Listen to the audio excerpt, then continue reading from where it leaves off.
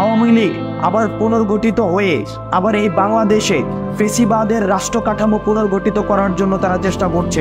দেশের সার্বভৌমত্ব ও অখণ্ডতার প্রশ্নে ভারতকে এক চুলো ছাড় দিতে নারাজ বৈষম্য বিরোধী ছাত্র আন্দোলনের প্রতিনিধিরা ৩ ডিসেম্বর সন্ধ্যায় অন্তর্বর্তী সরকারের প্রধান উপদেষ্টা ডক্টর মোহাম্মদ ইউনূসের সঙ্গে তার বাসভবন যমুনায় বৈঠক শেষে এ অবস্থান জানান বৈষম্য বিরোধী ছাত্র আন্দোলনের আহ্বায়ক হাসনাত আব্দুল্লাহ। ভারত সাম্প্রদায়িকতার বিষ বাষ্প ছড়াচ্ছে মন্তব্য করে হাসনাত বলেন, এই বিষ বাষ্পের বিপরীতে সবাইকে প্রচার করতে হবে। বাংলাদেশ সম্প্রীতির দেশ, বিশ্ব দরবারে সেই তথ্য তুলে ধরতে হবে।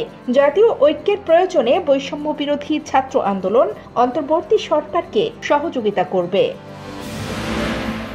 হাসনাত উল্লেখ করেন, জাতীয় ঐক্যের ভিত্তিতেই ৫ আগস্ট আওয়ামী সরকারের পতন হয়েছে। সেই ঐক্য ধরে রাখতে হবে। ভারত বাংলাদেশকে আওয়ামী লীগের চোখ দিয়ে দেখে মন্তব্য করে তিনি বলেন, ভারত এতদিন বাংলাদেশকে আওয়ামী লীগের চোখ দিয়ে দেখেছে।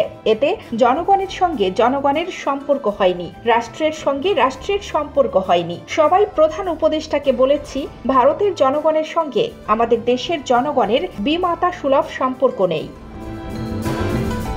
বৈঠকে ছাত্রদের পক্ষ থেকে অন্তর্বর্তী সরকারের কাছে ভারতের সঙ্গে ফ্যাসিস্ট সরকারের হওয়া অসম ও গোপন চুক্তি জনগণের সামনে প্রকাশের দাবি জানানো হয়। একই সঙ্গে ফেলানি সহ সীমান্তে সব হত্যার তথ্য প্রকাশ করার দাবি জানানো হয়। অন্তর্বর্তী সরকারের প্রধান উপদেষ্টা ডক্টর মোহাম্মদ ইউনূস জাতীয় ঐক্যের ডাক দেবেন। এ লক্ষ্যে মঙ্গলবার ছাত্র প্রতিনিধিদের সঙ্গে বৈঠক করেছেন। ৪ ডিসেম্বর প্রধান রাজনৈতিক দলগুলোর নেতাদের সঙ্গে, পরদিন ধর্মীয় নেতাদের সঙ্গে তিনি সংলাপ করবেন বলে জানিয়েছেন প্রধান উপদেষ্টার প্রেস সচিব শফিকুল আলম।